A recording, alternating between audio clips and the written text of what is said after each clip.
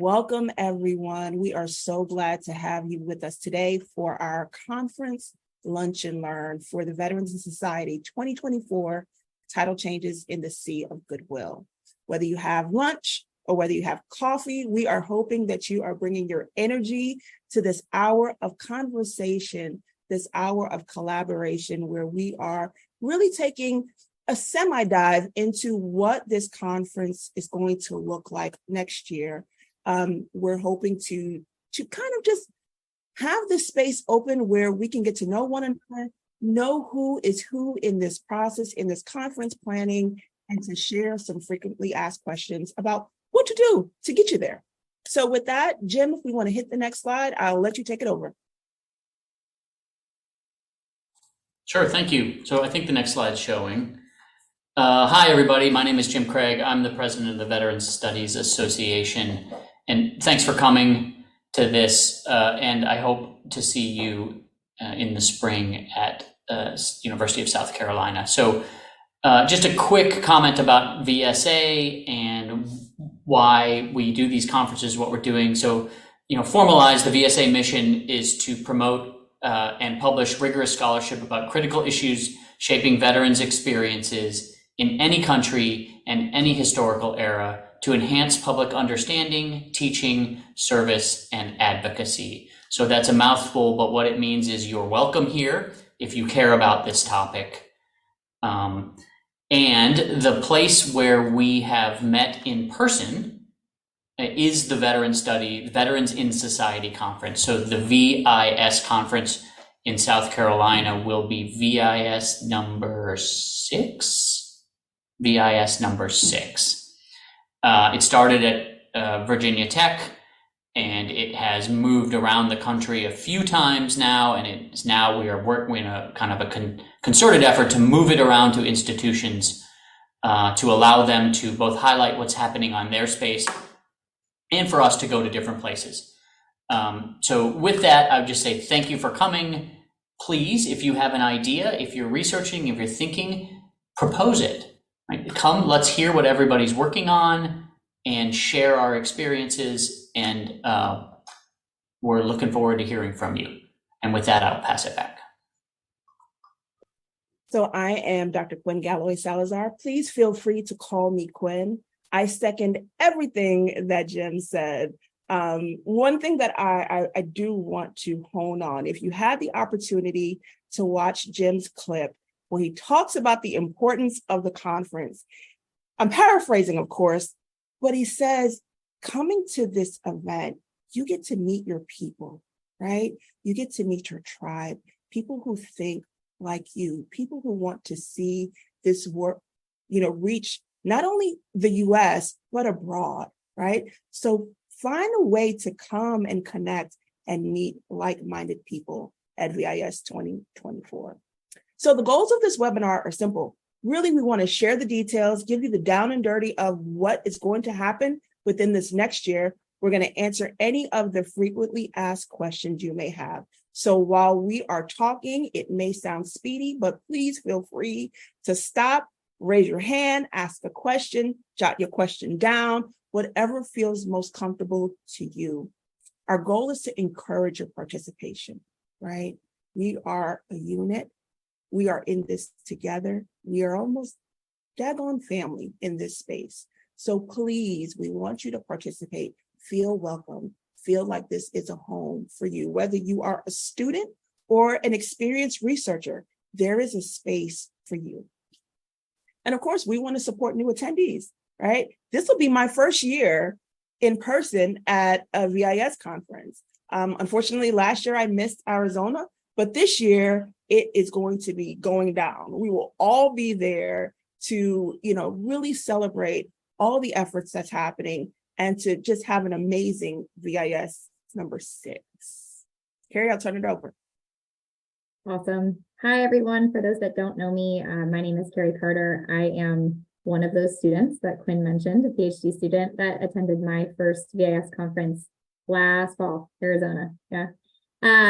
It was awesome. I didn't know much about the association. I met people, I found my people. I felt like finally there were some folks outside of my discipline interdisciplinary group of people who were interested in the topics that I was interested related to veterans and military families.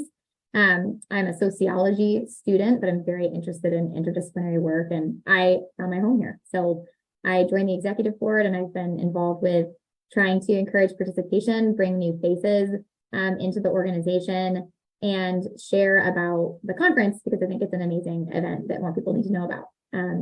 So we're doing this webinar as just a first attempt at sharing about the conference and answer any questions, trying to be as transparent as possible as the conference is being coordinated, to tell you about what we have in the works and answer any questions. So we'll be in the chat answering questions. Feel free to drop them as we go. We want this to be a conversation as much as possible, and for lunch and learn, so it's casual. We love your participation, especially if you've been to a conference before or you've been involved with VSA and you have something to share about a conference moment that's been really wonderful for you, just to try to encourage new members to get a sense of what it's like and encourage them to come in March. Please feel free to participate as well. We'll head to the next slide, please. I'll pass it back over to Quinn just for the very high level details in case you haven't heard about where we're going to be and what we're going to be talking about. Absolutely. So next year's conference will be held March 14th and 15th, which is a Thursday and Friday at the University of South Carolina. And the theme for this year's conference is Tidal Changes in the Sea of Goodwill. But what does that mean in essence of where we are as a nation and even abroad? So really thinking about this title, it carries a profound message about the significance and the value of honoring our veterans. It emerges from a crucial period in history where the United States officially concluded its longest war in Afghanistan, but it also comes at a time where our public's attention has focused on the COVID-19 pandemic, the war in Ukraine, and in facing all of what's happening in our world, these evolving priorities are surrounding us in a way where, as a community, we're looking to see, how are the concerns and how are the supports and the recognitions for veterans being handled, taken care of, or are they even diminishing in today's society?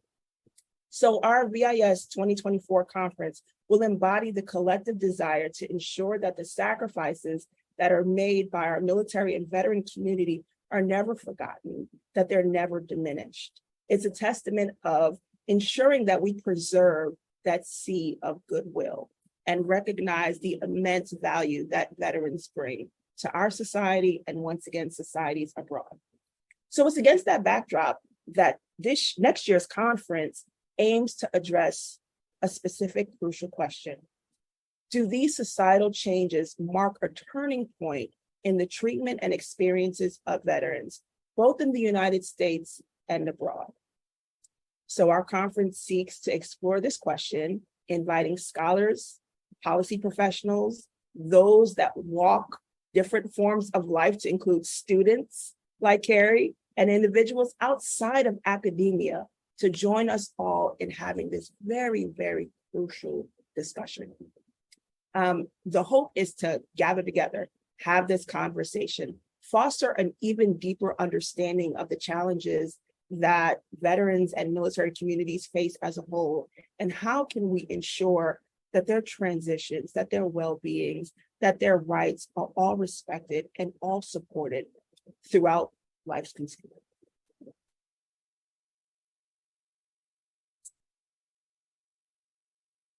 All right, next slide.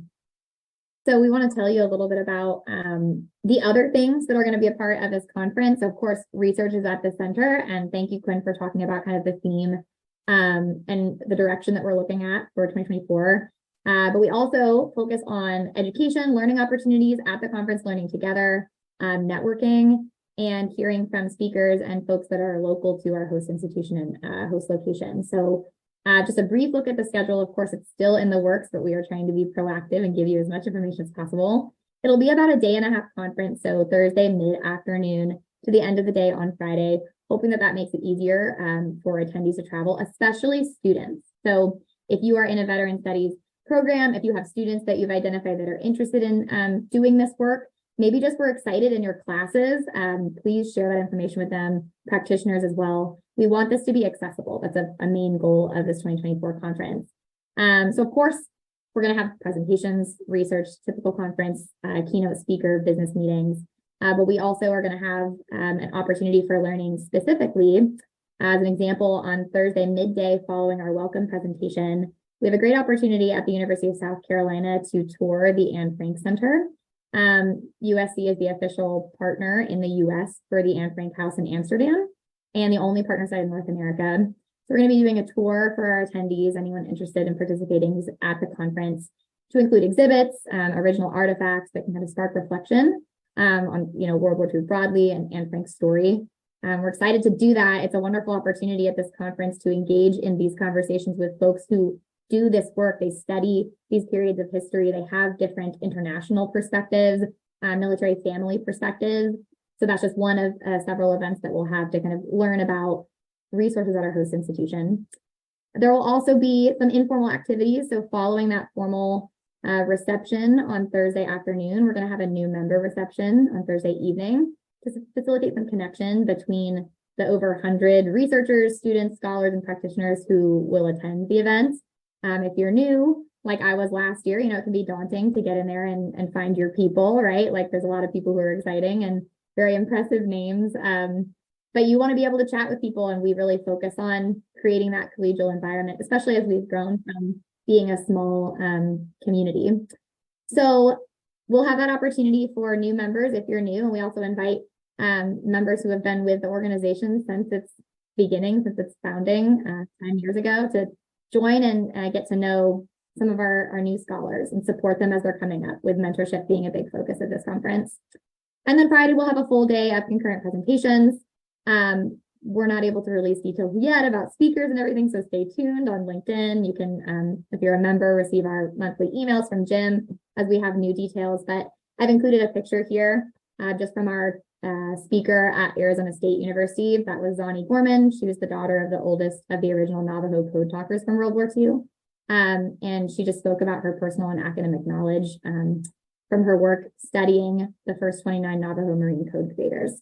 So that was super cool, interesting presentation. And we'll do similar types of presentations and research at the conference. So stay tuned for more details about that.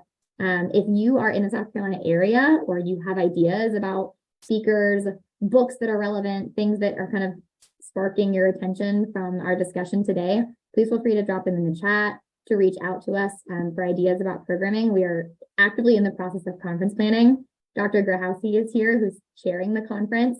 And I know she's happy to hear your ideas about things that we might incorporate into the conference. So if you could pass it on to the next slide. Oh, yeah, back one. Thank you. Okay. So I just wanted to get you excited a little bit here about Columbia as a destination. Spring is going to be beautiful in Columbia, South Carolina. I'm at North Carolina State University, just a couple hours away, and I know it's beautiful for me here in the area, so I'm excited to be there. You can see in the top left corner is a picture of the hotel. We already have a block of rooms reserved at the Graduate Hotel, which is in walking distance to the conference center, where all the event activities are going to be held. Also, there's a regional airport in Columbia, so if you're thinking about needing to travel by plane, it's very doable. Just to take a flight in, Uber to the airport, and then you can do everything you need to do right there from the conference center and the hotel.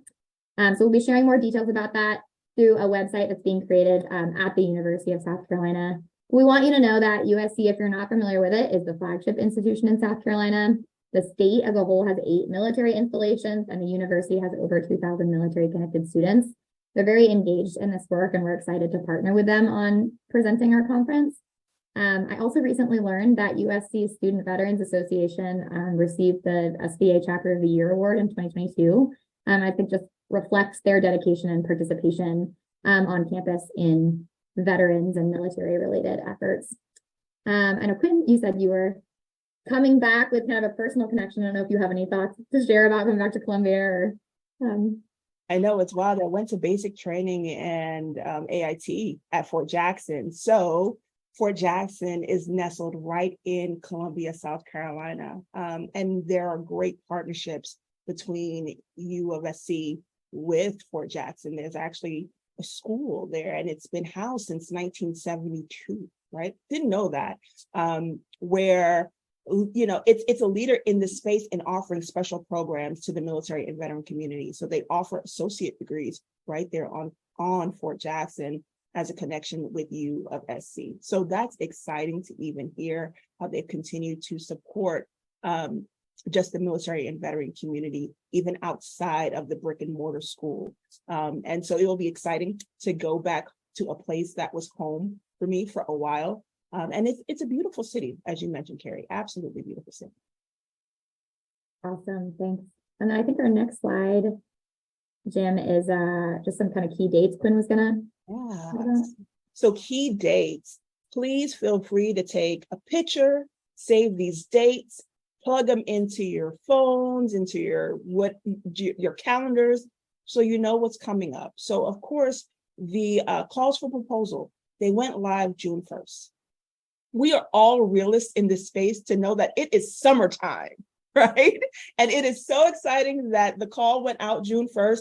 However, we also know that folks are summertiming right now and enjoying the summer. So please know that that has gone live. You can go on to VSA's website, pull the call for proposals, print it, download it, have the opportunity to spend some time with it, see where you fit in, because there is a space for you to fit in. Of course, we're having this call today just for a simple lunch and learn, so you can fill it all out, have the nuts and bolts of what to expect for the conference. But we're going to reconvene again on September 8th, and we're going to take a deeper dive and talk about that call for proposals and really get into the crux of the frequently asked questions, right? What's being looked for, right? Mayor, if I'm not mistaken, you're going to join us on that call and really have a deeper dive into how can those that are submitting proposals be prepared and put their best foot forward in submissions. October 1st is the deadline. It is the deadline. Call for proposals will be due that day. Here's what we ask, and I'm sure that Carrie's going to go deeper in. I'll save that for Carrie. Just know that that date is hard and fast, right? By mid-December timeframe, you'll get the notifications if your proposal was accepted. You'll also get the notifications as to what to do next and how best to prepare even more for the conference. And then March 14th through the 15th, we look forward to greeting you, to welcoming you, and to hosting and to learn more about the work and the topics and themes that are coming up as a result of your work in the veteran studies space. All right, back to me. Okay.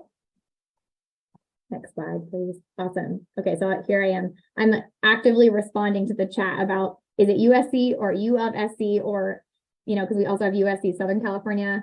So we'll come to a consensus about how we want to say it here, within our organization. But we've heard Jared say USC. We've also seen USC on the website. I think it's like an East Coast, West Coast thing.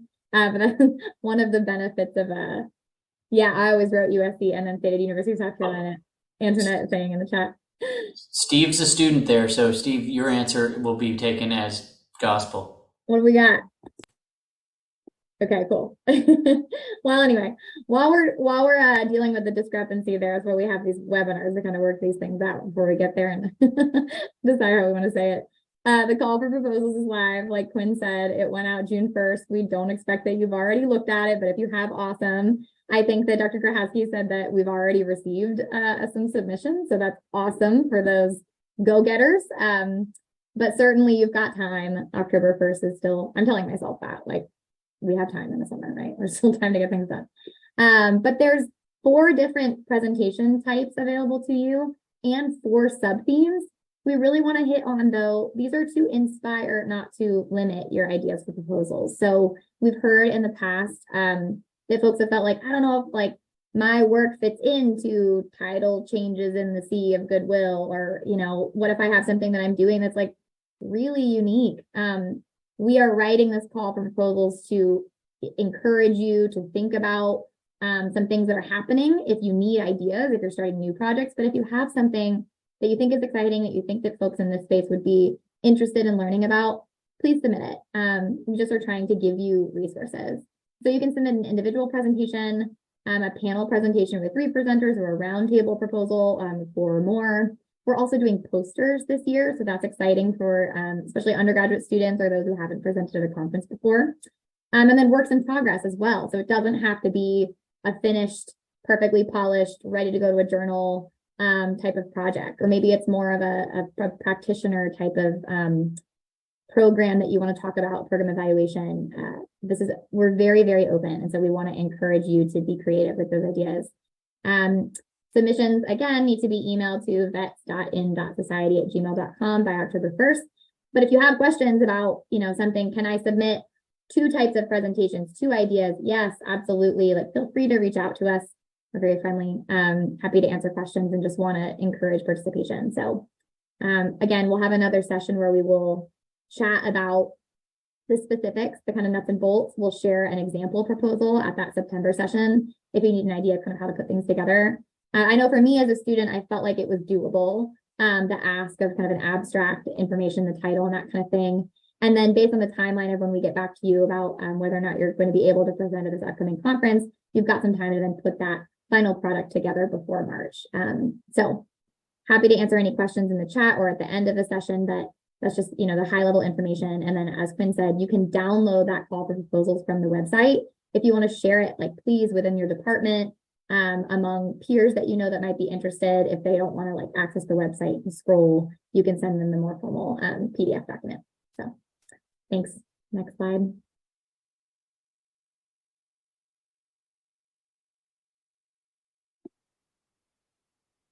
So just to piggyback a little bit on what Carrie stated in regards to the call for proposal, right? If you take a look at the call for proposal, it takes a deeper dive into those sub themes where you're able to see other things that are popping up that can really be questions to be answered at the conference. So please, if you have not downloaded it yet, the moment that I downloaded it, it even opened up just the scope of the conference even more for me to be able to see all the sub themes that can, your work or my work too can fit in for this conference. So don't walk away with that one question, the larger question that we're looking at in terms of how does is the sea of goodwill, is it diminishing, right? Look at this whole piece as a way to say, okay, how does my work, how does my efforts tie into next year's conference? I can guarantee you, if it's related to the MilVet community, it ties in.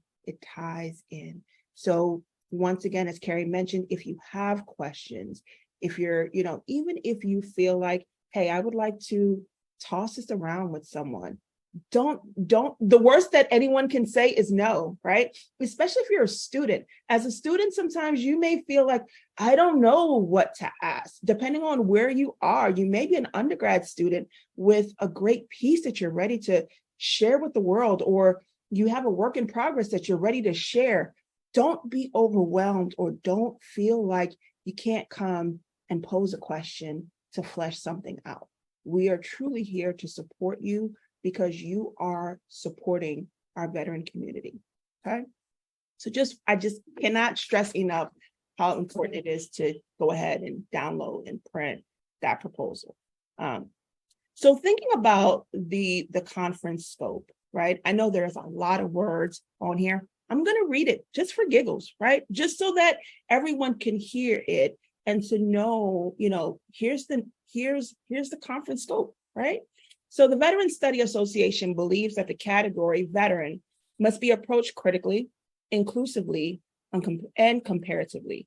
We support critical studies covering military and former military personnel and their families. So military and veteran communities, once again, of all identities, from the time they contemplate living outside the military across their lifespans as they navigate civilian norms and lifeways. For example, transitions, right? When I think about contemplating living outside of the military, it's that transition piece, that transitional continuum piece that for many veterans continues on way after the 2-year marker. For some of us, we still feel like we're still transitioning after 20 years.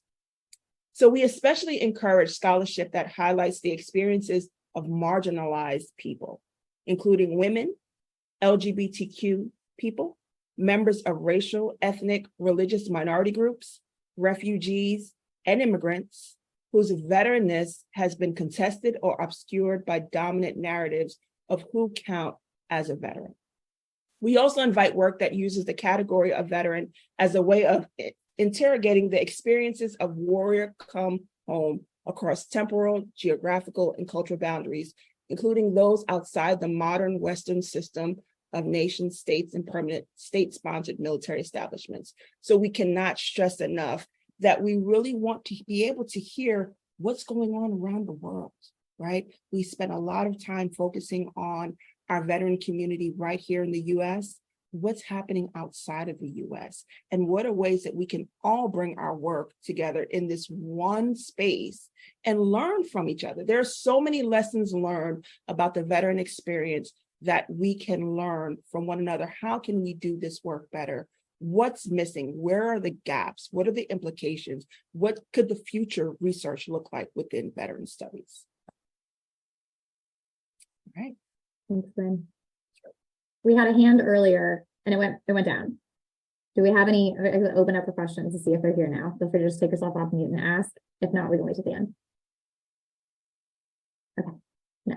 Well, perfect. We're kind of here at the end anyway for questions. I want to ask everyone here and those who are watching this webinar later on, please share about the conference with your networks. There's a million different ways to share. I've listed here the handle for our Twitter, also that we have a LinkedIn page if you're not already following it. Super simple to just reshare one of our posts about the conference. When we share about this webinar video, you could share that, but we also have a post about the call for proposals. And we're doing more work on those LinkedIn and Twitter pages to share just testimonial videos of people talking about previous experiences at the conference, what they liked, what they took away. We had an undergraduate student who presented a fantastic piece. She was from the Eastern Kentucky University at last year's conference. And I think she was engaged and excited to share, and she's going to make a testimonial video for us to share.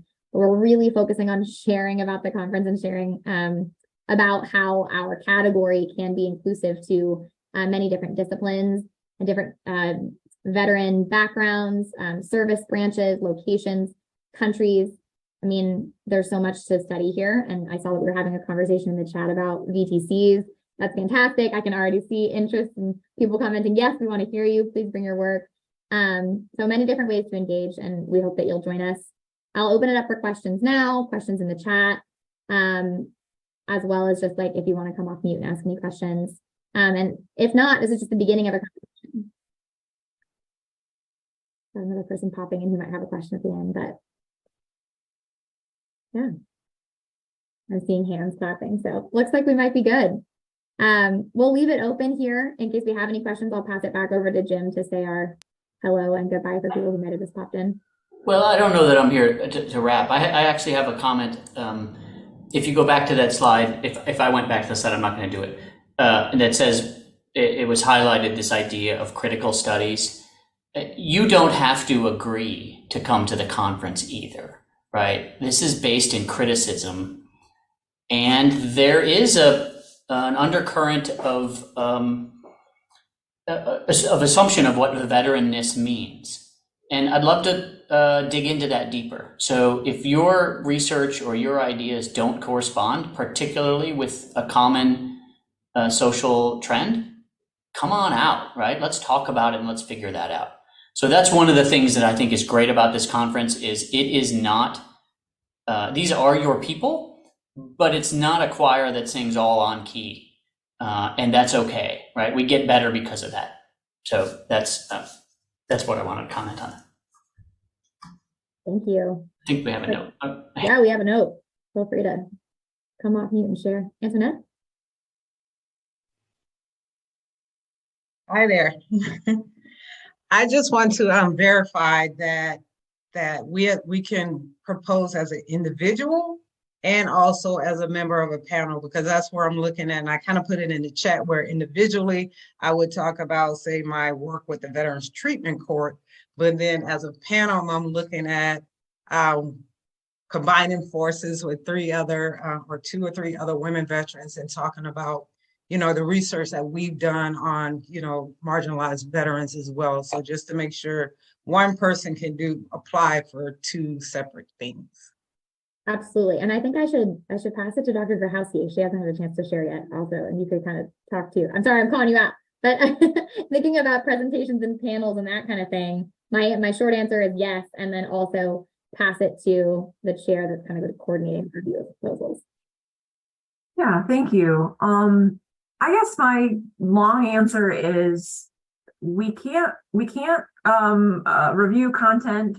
We can't create panels without getting submissions. So my best suggestion is more is more. We're small enough where a dedicated set of people with bright eyes and interested minds are going to look at your work and then assess accordingly. So and we're not big enough that multiple submissions by one human or with the same name are going to be rejected, right? Where I've been to conferences like that before where you can only submit one thing. So it's got to be very, intentional.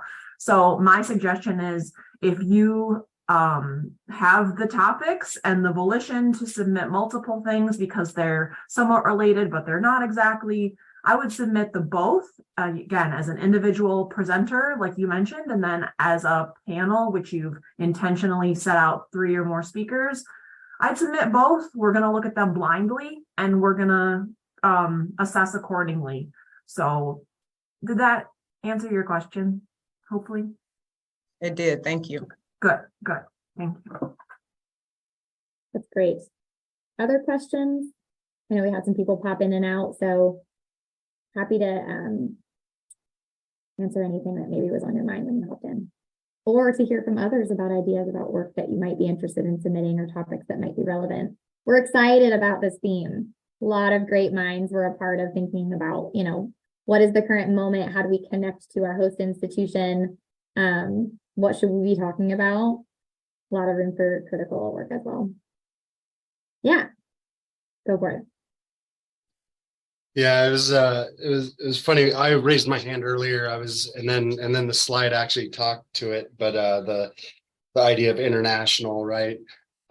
Because I think one of the things that we forget about, and it didn't seem to in most of the text, it was like, is this very Americanized, right? Or are we US centric here? Because I've been working and doing panels with folks for the last, 5 years in Europe, talking about what does it mean to even be a veteran, right? Because in Israel, they don't even, then they don't call themselves veterans, right?